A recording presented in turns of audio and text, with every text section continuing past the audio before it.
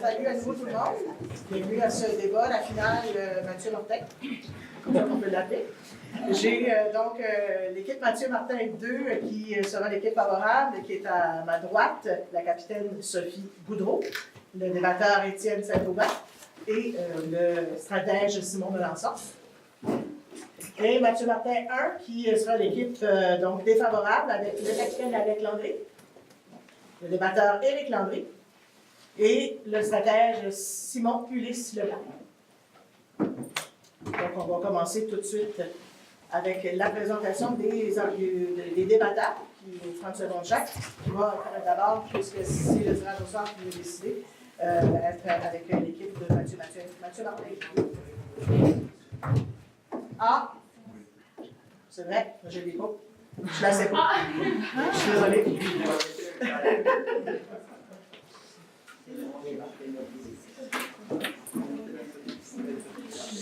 C'est vrai, c'était une surprise pour tous. OK. Donc, est-ce que la gratuité postsecondaire va permettre de pallier la pénurie de main-d'œuvre qui existe actuellement au Nouveau-Brunswick? Donc, c'est le sujet dont on va débattre nos deux équipes. Puis, comme je le disais, je vais laisser maintenant la parole à l'équipe Mathieu Martin 2 pour la présentation. On l'entend partout. Non, t'as la présentation à toi. Oh, excuse-moi. Je pensais que Je te présente. Okay. Non. Excuse-moi. Donc, je m'appelle Sophie Boudreau, je suis une élève de Mathieu Martin, comme vous avez sûrement remarqué. Puis, je veux poursuivre mes études en sciences de la santé l'année prochaine à l'Université de Moncton. Je suis passionnée par les sciences et les arts. Bonjour, mon nom c'est Étienne Saint-Aubin. Je suis également un finissant à l'école Mathieu Martin qui veut également poursuivre ses études en sciences de la santé l'année prochaine à l'Université de Moncton. De mon côté, j'aime beaucoup la natation et la lecture. Et voici notre stratège. Donc, moi, je m'appelle Simon Melançon. Je suis aussi un finissant à l'école Mathieu Martin. Et puis, moi aussi, l'année prochaine, je vais me rendre en DSS à l'Université de Moncton. Donc, voilà. On peut maintenant aller avec la présentation de l'autre équipe. Bonjour tout le monde, mon nom c'est Landry, je suis à l'école Mathieu Martin, puis je vais également aller en sciences de la santé. Je passe la parole à mon frère Eric. Bonjour tout le monde, je m'appelle Éric Landry, je suis un étudiant en 12e année à l'école Mathieu Martin, puis malgré le fait que je suis aussi passionné par le débat, je suis aussi un athlète qui joue au hockey présentement, et je planifie de poursuivre mes études en sciences de la santé. Derrière moi aussi, on a Simon Ulysse Leblanc, un élève de 11e année à Mathieu Martin, qui est aussi notre vaillant stratège. Donc, on peut y aller avec la présentation des arguments. Et encore là, c'est l'équipe, cette fois-ci, qui a perdu le tirage au sort qui débute. Donc, on y va avec Mathieu Martin. Préjugés, manque d'informations et mauvaise guidance scolaire. Celles-ci sont les raisons pourquoi il y a actuellement une pénurie de main-d'œuvre au Nouveau-Brunswick. Les frais de scolarité des institutions postsecondaires ne sont pas l'obstacle qui éloigne nos jeunes étudiants du secteur des métiers. Ce sont plutôt les préjugés péjoratifs que nous portons sur ces domaines d'emploi qui causent ce malheureux manque. En effet, la gratuité postsecondaire ne sera pas en mesure de pallier la pénurie de main-d'œuvre au Nouveau-Brunswick. Tout d'abord, de plus en plus, les prérequis éducationnels augmentent. Les secrétaires ont besoin d'un bac, les travailleurs de centre d'appel ont besoin d'un bac et les techniciens en foresterie ont besoin d'un bac. De nos jours, tous nécessitent gravement un baccalauréat ou un diplôme universitaire afin de pouvoir répondre aux critères excessifs de notre société. Il est profondément ancré dans notre mentalité qu'un jeune étudiant doit aller à l'université si celui-ci veut bien gagner sa vie. Toutefois, cela n'est absolument pas le cas. Saviez-vous que selon Hiring Bolton, New Brunswick, 6 des 10 emplois les plus en demande au Nouveau-Brunswick ne requièrent même pas d'études postsecondaires? De plus, selon le sondage annuel du Nouveau-Brunswick, seulement 20% des jeunes néo-brunswickois ont même un intérêt envers une carrière qui demande une formation collégiale. Il est clair que le problème n'est pas la gratuité. D'un bord, les emplois en pénurie ne demandent pas de formation postsecondaire, et de l'autre, il y a un manque d'intérêt de la part des étudiants. Pouvons-nous réellement oser dire que la pénurie est causée par les frais de scolarité élevés, alors que les frais de scolarité ne sont aucunement liés aux intérêts d'un élève? Encourageons nos jeunes à voir que l'université n'est pas obligatoire. Quand à l'inverse, On l'entend partout. Pénurie, pénurie, pénurie de professionnels au Nouveau-Brunswick. La solution? La gratuité scolaire. Laissez-moi vous dire pourquoi. Les jeunes qui veulent poursuivre leurs études et combler ces postes font face à un problème de taille, les frais de scolarité. Si ceux-ci disparaissent, les emplois professionnels, soit environ 70% des offres disponibles, seront comblés. Tout d'abord, regardons les chiffres. D'après le dernier sondage auprès du ministère de l'Éducation, au finissant de la province, l'obstacle principal à l'éducation postsecondaire est le financement. D'ailleurs, d'après le professeur et économiste Thomas Kane, pour chaque augmentation de 1 000 $ des frais de scolarité, les taux d'inscription diminuent de 15%. D'ailleurs, les études démontrent que les dettes étudiantes diminuent les chances de terminer son diplôme, notamment l'étude de Delaware et McElroy. C'est donc clair que les frais de scolarité empêchent les jeunes d'obtenir un diplôme postsecondaire. Ayant établi que la gratuité scolaire donne une population plus éduquée, il faut se demander de quels emplois avons-nous le plus besoin au Nouveau-Brunswick? Nous avons un article de Radio-Canada portant sur la pénurie d'infirmières au Nouveau-Brunswick. Nous avons un autre article sur la pénurie en enseignement. Dr Jean Saint-Aubin, l'ancien directeur du département de psychologie à l'Université de Moncton, nous a informé qu'actuellement, 20 postes restent à combler en psychologie dans le réseau de santé Vitalité. Un article du parti politique NPD, d'après un article du parti politique NPD, plus de 60 000 néo-brunswickois n'ont pas de médecin de famille. Et ceux-ci sont plus surchargés que jamais. Ce sont ces postes, ceux qui nécessitent une formation postsecondaire, que nous avons besoin de combler plus que jamais. La formule que nous proposons est simple. La gratuité scolaire amène plus de jeunes dans les institutions postsecondaires et les emplois actuellement le plus en demande nécessitent une formation postsecondaire. Il est naturel pour notre communauté de chercher une façon de pallier notre pénurie de main-d'œuvre. Par contre, croire que la gratuité postsecondaire résoudrait ce manque de compétences est insensé. En effet, éliminer les frais de scolarité serait une erreur colossale qui ne ferait qu'empirer notre situation. Le collège communautaire est souvent ignoré malgré ses qualités évidentes, et en envisageant l'économie fragile de notre province, la gratuité postsecondaire nous ferait bien plus de mal que de tort. Premièrement, les jeunes qui accèdent aux études postsecondaires ne sont pas découragés par les frais du collège. En effet, les étudiants n'ont pas tendance à être découragés par une maigre dette. Et Statistique Canada indique que les dettes collégiales sont pratiquement la moitié de celles qu'un gradué universitaire aurait à surmonter. De plus, 88% des diplômés du CCNB se trouvent un emploi et 94% de ces emplois sont au Nouveau-Brunswick. Ce n'est pas les emplois qui manquent au Nouveau-Brunswick ou l'inefficacité de notre système qui est responsable pour la pénurie. Évidemment, ceux qui obtiennent leur diplôme ont une très grande probabilité d'être employés ici et d'enrichir notre province. S'il y a un facteur qu'il nous faut considérer, c'est la motivation de nos jeunes face au collège, et ce n'est pas l'argent qui est à blâmer.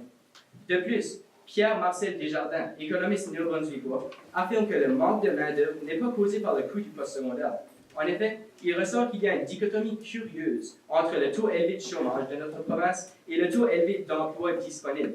Il mentionne que la vague de retraite des baby boomers et les choix de formation de nos jeunes ne se conviennent pas vraiment. C'est le dédain de la jeunesse face aux travaux de main-d'œuvre qui cause ce trou dans notre marché du travail.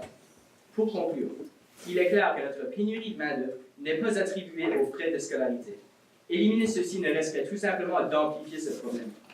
Il faut valoriser nos institutions collégiales et la gratuité postsecondaire ne pourrait que réaliser le contraire. De décembre 2018 à janvier 2019, le pourcentage de la population active, c'est-à-dire en âge de travailler, a diminué de 0,2% au Nouveau-Brunswick, faisant en sorte que seulement 61,6% des Néo-Brunswickois peuvent désormais occuper un emploi. Une solution simple pour inverser cette tendance. Dans un premier temps, la gratuité permettrait aux étudiants locaux d'avoir la sécurité financière au Nouveau-Brunswick.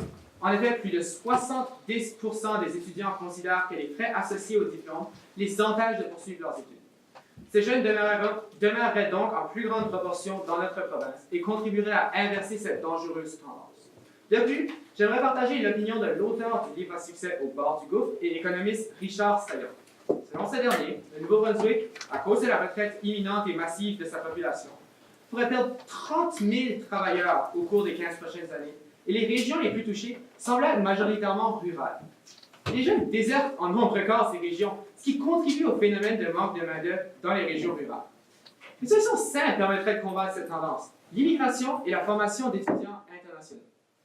J'aimerais vous partager le témoignage de Tarek Zahir, un Algérien qui s'est installé dans la péninsule acadienne. Comme d'autres dans la même situation, il a choisi le Nouveau-Brunswick et a été attiré par le sens des communautés présentes dans une petite ville. Il a par la suite entrepris ses études au collège communautaire et travaille aujourd'hui pour une petite entreprise technologique de la région. D'un autre côté, Victor Urbain, du Cameroun, décroche un baccalauréat en gestion à l'Université de Moncton au campus de Chipagan. Ces deux jeunes passionnés vivent maintenant dans la péninsule acadienne et contribuent à l'essor économique de la province. En conclusion, les étudiants internationaux qui viennent s'établir au Nouveau-Brunswick sont attirés par les régions avec le plus besoin important de main-d'œuvre. Il serait donc intéressant de voir les effets qu'on pourrait avoir si on décidait d'ouvrir la gratuité postsecondaire pour ces étudiants internationaux. Les jeunes de la province risquent également de demeurer en trop grande les jeunes de la province risquent également et ne demeurent pas en assez grande proportion dans la province. Nous n'avons rien à perdre. Il y a 1 minute donc de préparation avant la partie de débat.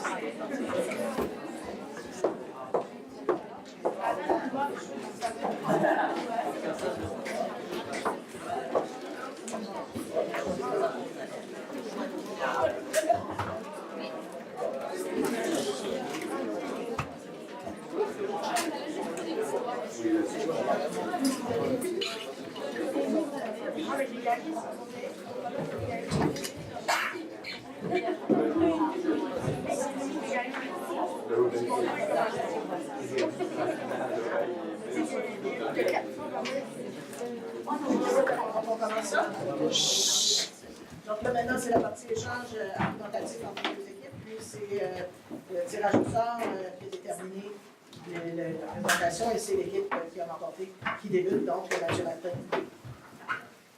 Vous avez mentionné que les frais de scolarité ne sont pas un obstacle pour les étudiants. Évidemment, c'est faux. Comme j'ai mentionné le sondage du ministère de l'Éducation, les finissants ont répondu à 70% dans le secteur francophone et à 75% dans le secteur anglophone que le financement était un problème pour l'éducation postsecondaire. Il y a également deux autres facteurs qu'il faut établir. On a environ 49% des gens qui sont diplômés au Nouveau-Brunswick, selon le dernier recensement de Statistique Canada. Mais 70% des nouveaux postes demandent des études postsecondaires. Donc, il est clair que la solution pour remédier aux 3 statistiques qu'on vient de mentionner est d'éliminer les frais de scolarité, ce qui permettrait d'ouvrir les études postsecondaires à un plus grand nombre de personnes, ce qui ferait en sorte que la pénurie de main-d'œuvre serait éradiquée. Moi, je peux aller. Je peux commencer par dire que non seulement est-ce que éliminer les frais de scolarité risque d'empirer la nécessité de diplômes élevés pour des tâches qui n'en auraient pas eu besoin autrefois. Par exemple, si on considère, vous avez mentionné l'immigration dans vos introductions, et je lis les noms que vous avez mentionnés, mais ces gens ont été capables d'étudier au CCNB et d'ouvrir et travailler dans des entreprises dans la péninsule acadienne. Et ceci a été réalisé, évidemment, avec les frais de scolarité. Vous devez considérer, et ceci insiste aussi que le système du CCNB fonctionne très bien. Maintenant, même si les frais de scolarité seraient éliminés, les 6 immigrants auraient quand même des coûts astronomiques à payer, tels le logement, tel la vie, et le coût de la vie en général, et la vie étudiante en général, qui est aussi très chère. Et l'élimination des frais de scolarité n'aiderait pas vraiment dans ce cas-ci. Vous n'avez pas mentionné, c'est très intéressant que vous parliez maintenant du collège. Donc, vous avez mentionné durant votre introduction qu'en fait, pratiquement toutes les personnes qui obtenaient une formation collégiale étaient capables de trouver un emploi suite à l'obtention de leur diplôme. Vrai? Oui. Et ce que j'ai trouvé beaucoup en faisant ma recherche sur les étudiants internationaux qui décident de venir s'établir au Nouveau-Brunswick, c'est qu'ils finissent presque par chance de venir s'établir au Nouveau-Brunswick. Et c'est mentionné dans plusieurs témoignages que j'ai lus. Parce que ce qui se passe, c'est que ces étudiants, ils vont entendre parler du Nouveau-Brunswick un peu à travers d'autres personnes qui connaissent, qui sont déjà établies au Nouveau-Brunswick. Mais imaginez toute la publicité qu'on serait capable de faire, toutes les personnes qu'on serait capable d'attirer pour venir s'installer dans les régions que les jeunes aiment un petit peu moins pour une raison ou une autre. Ces gens, ils cherchent des endroits, en grande partie, qui sont peut-être des régions un peu plus rurales, qui sont peut-être moins attrayantes pour les jeunes de la province. Et juste pour revenir à ce que vous avez encore mentionné dans votre introduction, ces étudiants internationaux ont réussi à avoir beaucoup de succès malgré le frais de scolarité qui était imposé sur leurs épaules. En passant, le frais de scolarité au CCNB présentement est de 3 250 $, ce qui est quand même assez raisonnable pour une formation de 2 ans qui ouvre tellement de portes et qui a tellement justement d'offres d'emploi en raison de la pénurie. Et j'aimerais aussi juste faire une petite clarification, que je pense que c'est vous, Mme Boudreau, qui a mentionné dans votre introduction, que les psychologues au réseau de santé vitalité, qu'il y a plusieurs postes vacants. Ici, le terme à considérer est main-d'œuvre. Alors, main-d'œuvre, par définition, réfère spécifiquement aux emplois du secteur de métier, alors qui vont, pour la majorité des cas, à l'exception d'un bac en foresterie, demander une formation collégiale et non universitaire. Alors, cet argument-là n'est pas pertinent.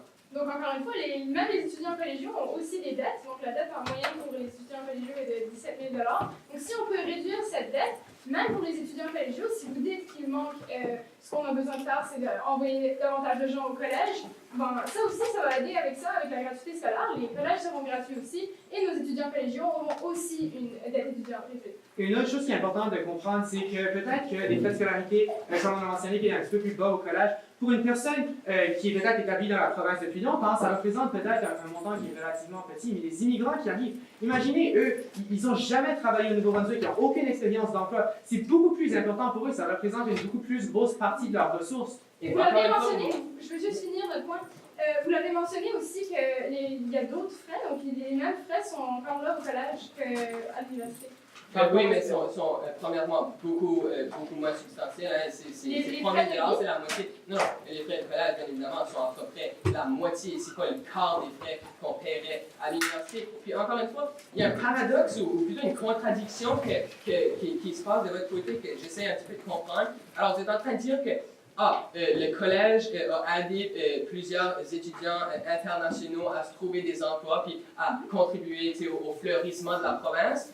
Mais là, vous êtes en train de dire qu'il faut effacer les frais de scolarité pour ces mêmes immigrants-là qui ont eu du succès. Alors que vous m'expliquez un petit peu cette contradiction. Nous l'avons expliqué que tout de suite, ils choisissent notre province un peu par hasard, parce qu'on a des frais de scolarité similaires aux autres provinces du pays. Donc, pour les inciter à plutôt choisir le Nouveau-Brunswick encore plus que présentement, il faut éliminer les frais de scolarité. Ça nous donne un avantage. Il y a une statistique assez intéressante qui a montré que lorsqu'on éliminait les frais de scolarité, on était capable d'attirer 3 fois plus d'immigrants dans notre région. Ce qui fait en sorte qu'on serait capable d'attirer encore plus d'immigrants qui iraient probablement au collège ou à l'université, ce qui fait en sorte qu'ils seraient capables de remédier à la pénurie de main-d'œuvre. Et ça dans les régions qui sont surtout rurales, comme on l'a mentionné. Donc la pénurie de main-d'œuvre est beaucoup moins importante dans les régions plutôt urbaines comme Moncton et Fredericton. Mais ils s'établissent en grand nombre, ce qui était assez surprenant, j'ai trouvé, dans des régions rurales qui avaient encore un besoin beaucoup plus important de cette main-d'œuvre. Donc en effet, je suis tout à fait d'accord avec vous mentionné, il y en a déjà qui s'établissent, mais imaginez si on pouvait être capable d'aller chercher 3 fois plus d'étudiants internationaux pour venir faire leur formation postsecondaire dans notre province. Alors, oui, bien évidemment. Toutefois, ce qui est le problème, c'est, encore une fois, est-ce qu'on devrait se concentrer sur les contribuables néo-brunswickois pour payer l'éducation des immigrants? C'est un petit peu, disons, c'est un problème qui est sur le côté de notre débat, qui n'est pas dans les grandes lignes. Alors peut-être que c'est une suggestion qui pourrait être bénéficielle, mais à mon avis, c'est pas mal immoral de demander à non-contribuables néo-brunswickois de payer pour l'éducation de quelqu'un qui vient quelque part d'autre. Vous venez pas de mentionner que les frais de scolarité étaient assez marginaux, en fait, pour les collèges, et maintenant vous dites que ça coûterait extrêmement cher si on voulait les payer. Mais finalement, c'est pas des frais de scolarité. Juste pour clarifier, j'ai pas dit que ça coûterait extrêmement cher. J'ai juste dit que ce serait peut-être un peu immoral de demander à non-contribuables néo-brunswickois d'offrir des opportunités à des étudiants internationaux plutôt qu'à des étudiants néo-brunswickois. Mais parce qu'ils vont remplir les services, les trous dans notre main-d'œuvre. Donc ça sert les néo-brunswickois, c'est pas pour rien si les immigrants viennent et comblent les postes qui sont en demande. J'ai une autre suggestion. Au lieu de dépenser cet argent-là pour attirer des personnes d'autres régions dans notre province, pourquoi pas tout simplement avoir un changement de mentalité? Présentement, comme on a été démontré hier au panel, je pense que parmi ceux qui sont dans le comité de débat ou qui font le débat, il y a une ou deux personnes qui pensent aller au collège. Puis, à mon avis, c'est pas assez. C'est bien correct d'aller au collège. Alors, pourquoi pas, premièrement, avant de commencer à dépenser de l'argent, puis d'essayer des tentatives plutôt utopiques et extrêmes comme la gratuité, pourquoi pas tout simplement pousser pour une éducation et un changement de mentalité ici? C'est pas mal plus abordable. De plus, je trouve qu'il y a une certaine ironie dans ce qu'on a vu dans ce panel. Donc, la grande majorité des jeunes ici veulent accéder aux universités. Par contre, le sondage que vous avez ressorti dans votre introduction a affirmé que 70% des étudiants, si je ne me trompe pas, disent que c'est l'argent qui est le facteur primaire dans la décision d'obtenir des études postsecondaires ou non. Donc, je suis encore troublé par le fait pourquoi pas plus de jeunes étudiants observent le collège comme une option qui serait plus favorable pour eux, dû à son prix plus bas et à sa demande d'emploi plus bas. Le sondage que nous avons inclus, c'est pour toutes les institutions postsecondaires, ce ne sont pas seulement pour les universités. Donc, dans le 70% des gens, il y a souvent des gens pour qui c'est le collège communautaire, il n'y a aucune distinction dans le sondage. Puis, vous avez aussi mentionné dans votre introduction que les dettes inquiètent nos jeunes et les empêchent d'aller à l'université. Donc ça encore, c'est débattable. Donc les recherches montrent en fait que plus ta dette augmente, moins tu as de chances de compléter ton diplôme. Puis en revanche, si tu as de l'aide financière que tu n'as pas besoin de rembourser, telles que les bourses, les chances de compléter le diplôme augmentent. Et si c'est la même étude que vous avez citée dans votre introduction, c'est une étude qui a été faite auprès d'étudiants à l'université qui avaient des dettes de plus de 10 000 $ et qui n'avaient pas pris des mesures de prévention comme pas des prêts étudiants, désolé, mais comme des bourses ou des systèmes d'aide. Alors, c'est une statistique qui s'applique même pas à ce débat présentement. En fait, cette statistique s'applique aux étudiants postsecondaires. Donc, il y a des élèves qui sont allés chercher des diplômes collégiales. Depuis, on ne dit pas seulement que c'est pour les élèves qui ont plus de 10 000 $ de bourse. Il y a également des diminutions qui sont assez importantes pour des 10 000 $ de prêts. Donc, il y a des diminutions qui sont assez importantes lorsque les prêts sont également plus bas. Par contre, au collège... J'aimerais juste finir notre idée là-dessus. Vous avez aussi mentionné que ce sont des élèves qui ont seulement des prêts étudiants, mais ceci est faux. Il y a une troisième courbe en fait. Faut juste préciser, c'est pas Julie, je viens de dire ça. Julie qui pouvait avoir pris pas ça. Il y a une troisième courbe d'élèves qui ont eu des bourses et des prêts étudiants, puis cette courbe est quand même, elle descend plus le prêt étudiant, même si les élèves ont eu des bourses. Par contre, le programme de scolarité qui est offert au Nouveau-Brunswick est applicable à 77% de la population. Donc, au collège, il est très difficile de dépasser une dette de 10 000 $ si on prend les précautions et les bourses nécessaires pour atteindre notre éducation. Encore une fois, cette étude n'est pas pour les élèves. C'est terminé.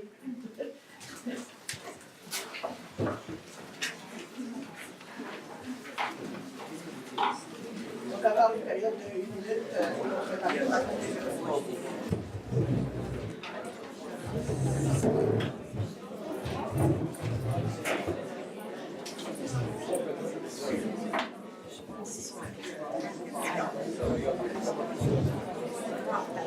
Je suis d'accord.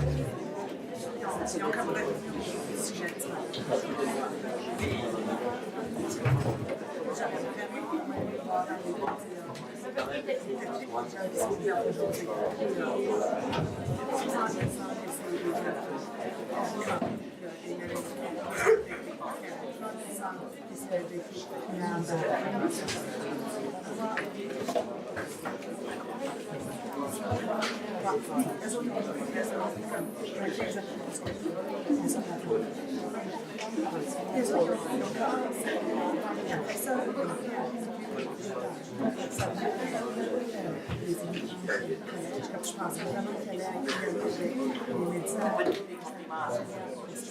Il y a là des conclusions maintenant, et c'est l'équipe qui a perdu le référendum ensemble.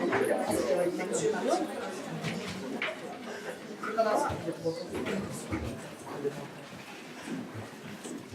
En somme, ce débat pointe vers une conclusion évidente. Non, la gratuité postsecondaire ne pourra pas permettre de pallier la pénurie de main-d'œuvre de notre province. Cette pénurie est causée par des préjugés imposés par des jeunes étudiants, le manque d'information de ceux-ci et une guidance scolaire qui ne fonctionne pas toujours en faveur de la croissance de notre province. Il faut persuader nos jeunes qu'un diplôme universitaire n'est pas toujours la voie à poursuivre et que pour plusieurs, le meilleur choix est les métiers. Il est évident que les frais de scolarité ne passent pas dans la tête des jeunes qui choisissent l'université au lieu du collège. Tenter de résoudre notre pénurie avec la gratuité postsecondaire est un sujet de coq et d'âne avec aucune corrélation. En effet, la pénurie n'est pas causée par le frais de scolarité imposé, qui est significativement plus bas que celui à l'université, le choix populaire.